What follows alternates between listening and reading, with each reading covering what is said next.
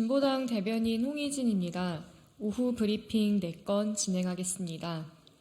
첫 번째입니다. 대통령이 과연 가짜뉴스 근절을 언급할 자격이 있습니까?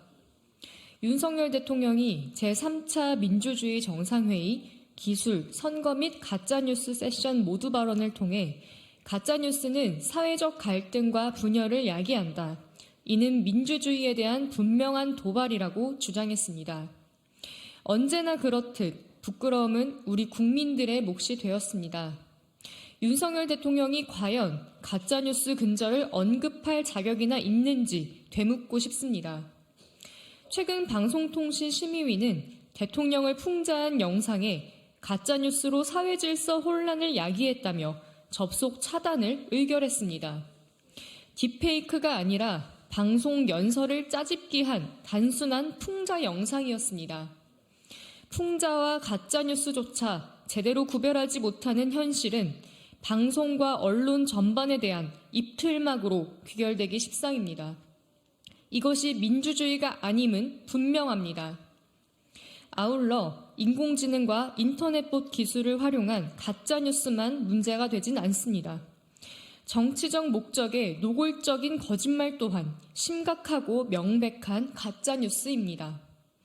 최근만 하더라도 이종섭 대사에 대한 검증 과정에서 고발 내용을 검토한 결과 문제될 것이 전혀 없다고 판단했다는 것도 법무부에서만 출국금지 해제 결정을 받은 게 아니라 공수처에서도 출국 허락을 받았다는 것도 그래서 이종섭 임명은 적임자를 발탁한 정당한 인사라는 것도 따지고 보면 모두 다 대통령실발 가짜뉴스들이었습니다. 지금 이 순간 대한민국의 민주주의에 대한 분명한 도발은 대통령과 대통령실로부터 비롯되고 있습니다. 민주주의 정상회의를 지켜본 세계 시민들께 대한민국 대통령을 대신하여 진심으로 사과드립니다. 두 번째입니다. 정치질하는 수사기관, 대한민국 검찰 자기소개 아닙니까?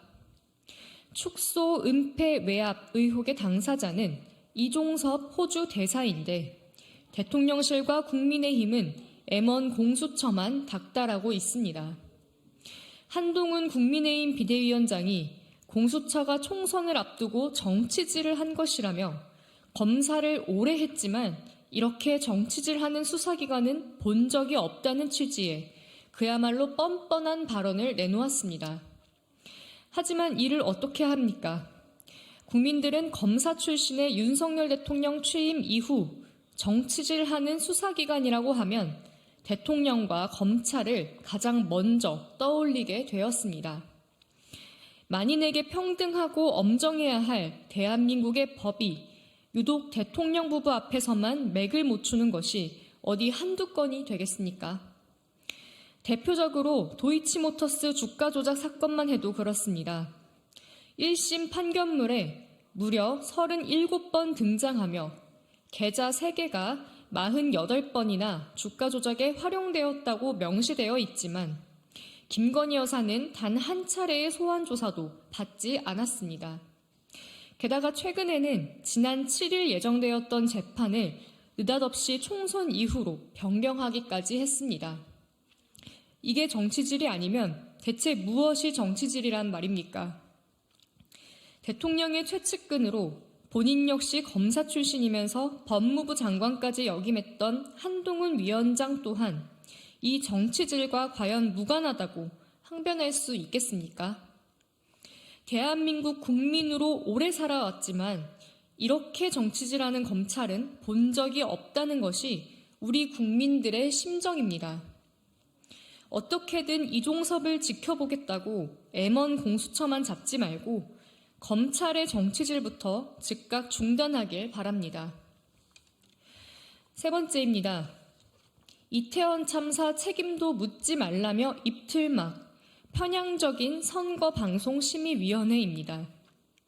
공직자 중에 이태원 참사에 관련해서 책임지고 사퇴한 사람이 한 명도 없다. 국민 대다수가 공감할 상식에 부합하는 발언입니다. 그런데 선거방송심의위원회는 이것이 자의적이고 심각한 저널리즘 원칙 위배라며 해당 발언을 다룬 평화방송 김혜영의 뉴스공감의 법정 제재 주의를 결정했습니다. 법정 제재는 방송통신위원회의 방송사 제허가 재승인 시 감점 사유가 될 만큼 수위가 높은 조치입니다. 구성부터 정부 여당 입맛대로 세팅되었던 선방심의위가 이태원 참사 책임마저 정부에 묻지 말라며 언론을 탄압하고 있습니다. 현재 선방심의위 구성은 대통령 추천의 류희림 위원장과 국민의힘 추천의 황성욱 상임위원 2명의 결정만으로 꾸려졌습니다.